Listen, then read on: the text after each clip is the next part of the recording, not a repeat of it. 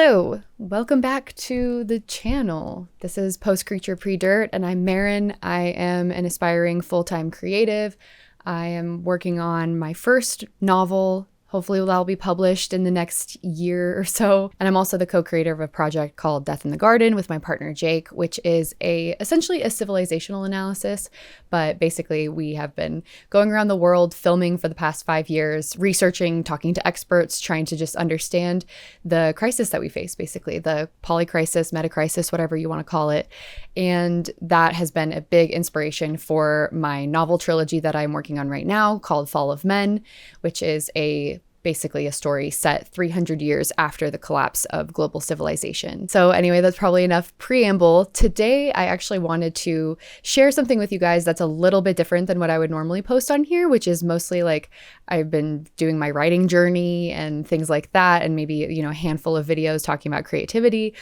Still trying to work out like what exactly this channel is. And part of me kind of feels like it's my channel. I'll do whatever I want. I wanted to share a little bit of a conversation that me and my partner Jake had with our friend Alex Leff, who has this incredible project called Human Nature Odyssey. Every month for the past couple of months, we've been releasing podcasts for our paid subscribers.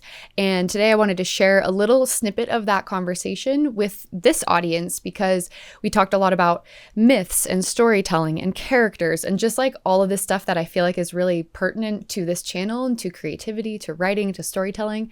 And so, yeah, without further ado, I just kind of wanted to share this with you guys. The last podcast that we released was about Andor, which you may know or be aware is something that I really, really love. I really love Andor. I think it's an incredible show, incredible story. The writing is absolutely astonishingly good. And Andor has been very inspiring for me with Fall of Men because I just love the storytelling. I love the nuances. I love the way that the characters are developed. I think it's just a really, really powerful example of storytelling. And so today I just wanted to share a little snippet of that podcast with Alex and Jake, where we talked about so many things. And in this clip I'm going to show you, we talked about the importance of myths and storytelling. We talked about the importance of characters. And I just feel like we really kind of got to the essence of why stories are so important and why stories matter so much and why stories like this in particular offer such valuable insights for us into the human condition, but also just the way that we walk on the earth. And so without further ado, I want to share this with you guys. I hope that you like it. If you want to listen to the rest of the podcast after listening to this little snippet, just go to deathinthegarden.substack.com. I'll have the link in the show notes, and you can become a paid subscriber and listen to the whole thing. So yeah, anyway, without further ado, I hope you enjoy.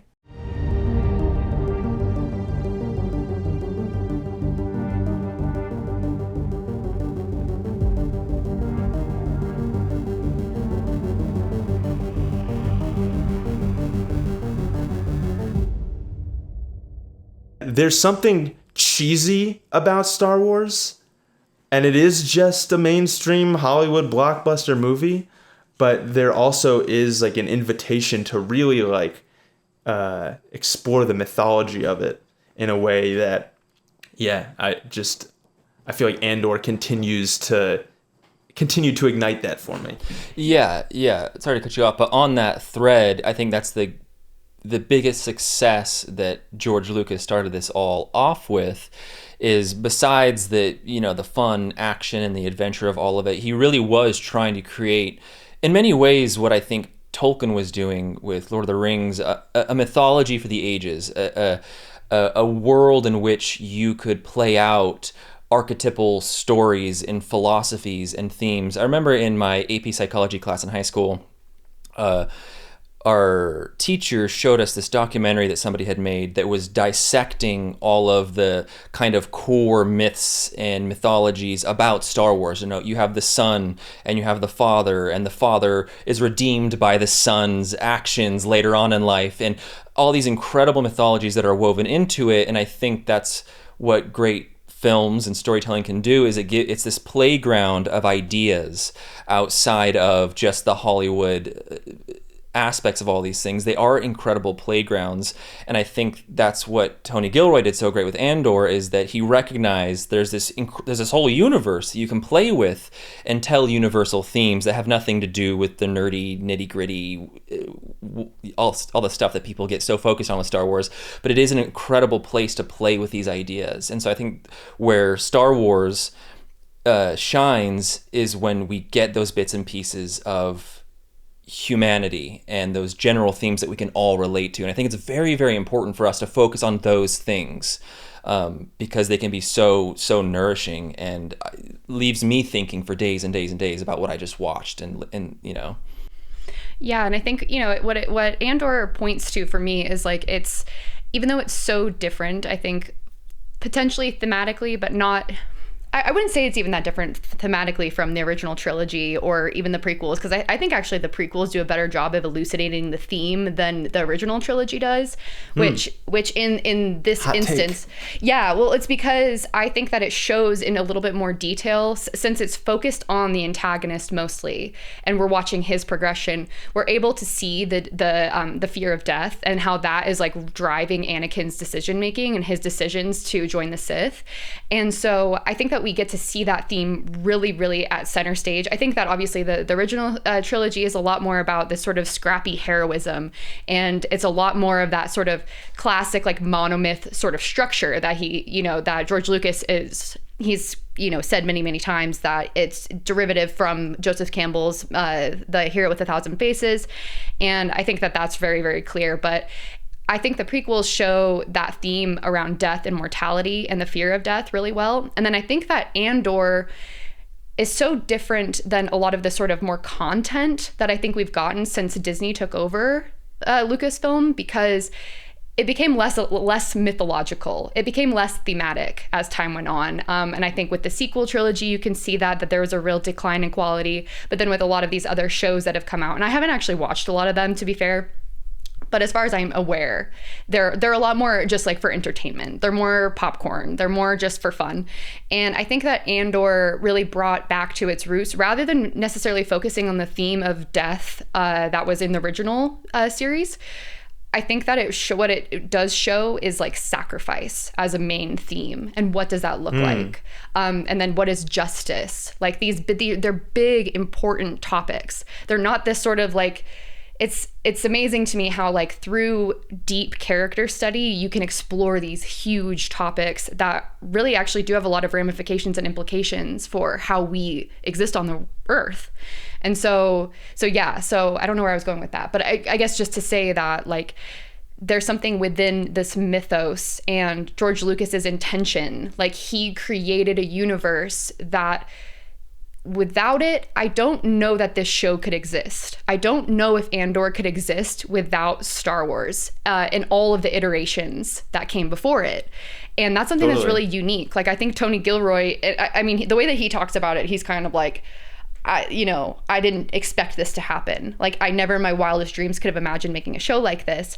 And I don't think that, I can't imagine it outside of this context being as impactful, because the Empire as an emblem for this sort of oppression and totalitarianism, you can't really do a direct corollary in other media, or like in other stories, in the way that you can with like a galactic empire. And what does that do, and how does that inspire rebellion in the people who are being crushed under the boot of it? It's just, I don't know, it feels like a unicorn, like a miracle. Jake and I were saying that last night. It's like a miracle. Like, how does this exist? How did they pull this off? Who let them do this? Thank God they did. This is incredible that in this day and age somebody was allowed to write this. And it's very adult. I was so surprised. Right. I mean, it opens up. Right. The first scene's in a brothel, and the second season, there's an attempted rape scene. It's very adult in that way, and it deals with some very, very heavy themes that I appreciate so much. And it's adult in the sense too of that you really have to watch it. It's very rare that the character, it's actually will probably never happen that a character's gonna be like, I'm thinking this, so next I'm gonna do this. You're constantly watching Andor being like, really have to be like, oh wait, shit.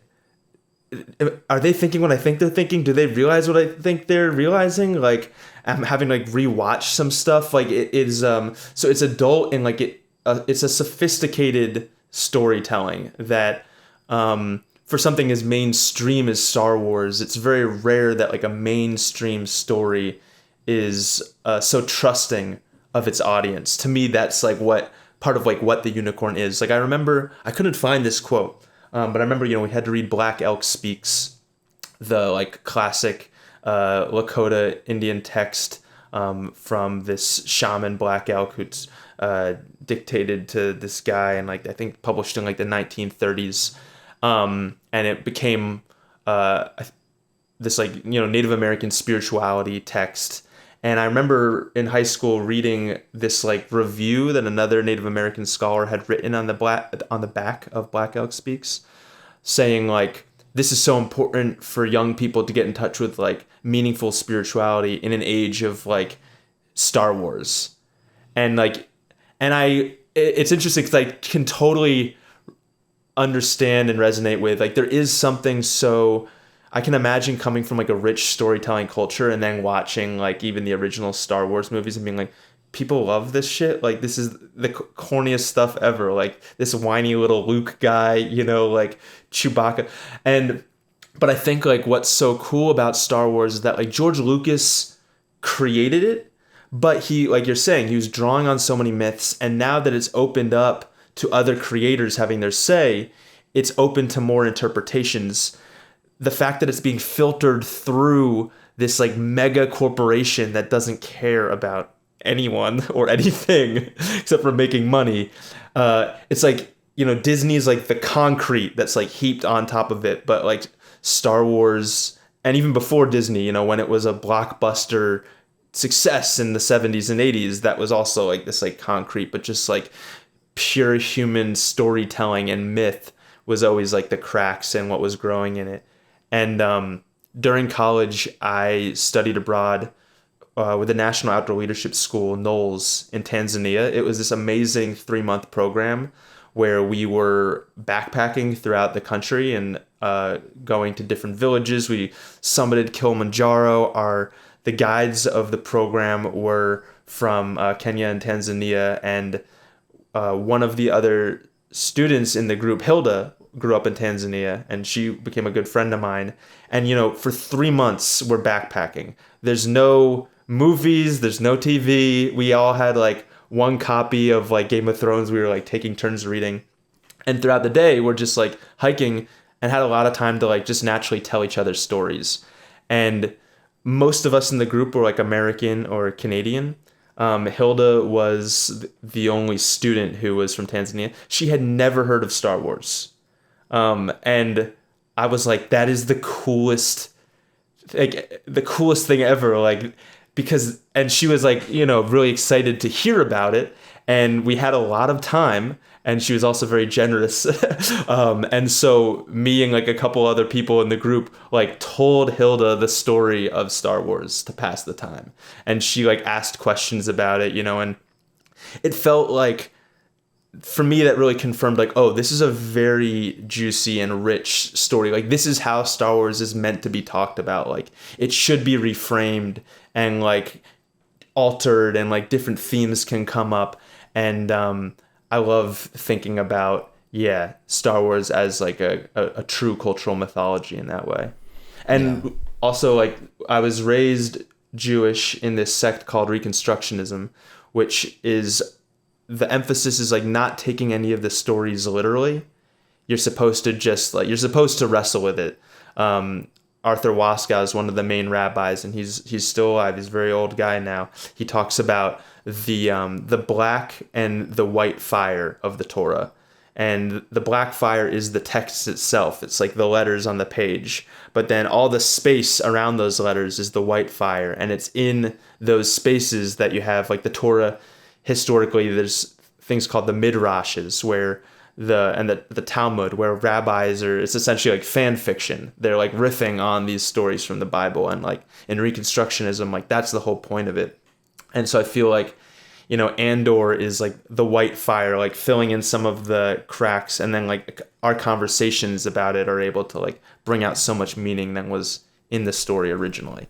Yeah, absolutely. And I think to make those cracks in the concrete happen like you're describing, it's important for people to talk about these things and dissect them, and to not just isolatedly watch something, be entertained, maybe it stirs some emotion in you, and then you walk away. I think the power of storytelling, especially visual storytelling, is to watch things together and talk about them and dissect them and see if you can't pull out threads. I mean, me and Maren, when we watch Andor or any show, we're always pausing like, oh, I think they're doing this here, and I think this is what this is about. Oh, and did you notice that? Oh, that's really clever. And I think it's really important, and I think that's why I want to have these conversations with you, is because it helps these stories actually mean something. If we bring it into our own lives and we talk about them with each other, and we take them out of just the screen and we bring them into our lives, and we just like you're talking with your guide, that's the power of that story, is sharing things and finding the humanity between each other and having those stories seep into our lives is, I think, the important part. So that's why I think it's important that we encourage people to not just be entertained, but to truly be enmesh ourselves in these stories and try to find something in them. And I think it's really, really important that we encourage people to do that more so than ever in this day and age, is that we actually need to really think about stories and what they mean. And I like that, these religious mythologies aren't seen as literal, but things to dissect and think about and apply in our own lives. And I think that's what we should do with like all religious texts, and sometimes history in many ways. It needs to be mythologized and picked apart and modernized in a way. And I think that's what's so great about Andor, is that, and people have made a lot of content online about this, showing the direct parallels with actual historical events, which is true. Tony Gilroy is like a big student of history, and there are direct parallels, but they're not the same, but they are that echoing of truth through history, of these recurring patterns and themes that cause rebellions, that cause an empire to fall. And I think it's really important for us to identify those things. And just to add to that, because I think, just based off of what I've heard from what Tony Gilroy has said, is, and this is something that it's like, you notice it, but I've noticed it more so listening to people talk about Andor than anything else. But when I look back, I can think it's like the way that people talk about other like really, really seminal, important works of fiction. They talk about the characters like they're real, and they are real. And I think that that's something that's really special about Andor, is you listen to these interviews with Tony Gilroy, and it's like, what's his name? Jon Stewart, he's talking about casting Andor like he's a person. And I think that that's like, it's sort of like... Jon Stewart had Tony Gilroy and another historian on his podcast to talk about the historical implications of Andor. Yeah, and in that podcast, Tony Gilroy, what he says, and this is just true, if you write fiction, you know this, your characters are real people, and they do things that confuse you, and you try to control them, and you can't. And so that's one of the things that, Tony Gilroy was talking about, is like, he has this sort of like, he has like the world, the framework of Star Wars that he can put a story within. And then he has all of this sort of historical context that comes from his own studies in his life. But then he has the characters, and he plops them in, and he sees what they do. It's sort of like you wind up the little mouse and like let it go, but then it goes and does its own thing, and you can't control it. And I think that that's like something that's really beautiful and interesting about this, is that it sparks so much conversation in the culture because of how high quality it is. But I just love listening to people talk about these characters like they're real, because they are, in this very, very strange way. And in a sense, it's like we can kind of think back and be like, that's how people talked about the gods, in like ancient Greece. It was like, no, like Hermes is a real guy, like he's a real person, and he does X, Y, and Z thing, and this is what we can learn from him. And I think that that's just true of mythology. And I think it's like I had to kind of go on this whole journey with Death in the Garden of like going and receiving information from the world to get back to the place of like, stories are so human and so important, and I just want to spend my life like devoted to taking it seriously. And so I think that we're doing in our own small way a service by taking this story seriously, because our friend Daniel, he had said it, he's like quoting somebody else, but just the idea that storytellers are going to be held responsible for the world that we live in. And I think also storytellers will be responsible for the decline, but also for the potential flourishing of humanity. And part of it starts with us stopping with this sort of idea that movies and books are all about entertainment, and we start taking them really, really seriously, especially the ones that resonate so deeply. It's like there's a reason for that. It's like speaking to this like universal human experience of that stories matter, and this is what humanity does. We tell stories. And so I just, yeah. Just Totally. to end cap that, I'll be quick. When in another interview with Tony Gilroy, he's being asked what he thinks about the future of storytelling and filmmaking and the world of AI and changing economics and streaming. And he says, I don't know, but all I know is that people need stories. And that's kind of what drives him. He just, people need stories. Absolutely. We all love the book Ishmael by Daniel Quinn. I devoted the first season of Human Nature Odyssey to exploring it. And one of the foundational ideas that book is based on is that what makes humans special isn't that we, create tools or like build cities. The fundamental aspect of being a human is that we tell stories. And not just tell stories, but we enact them on the real world. Like, I loved playing imaginary games as a kid.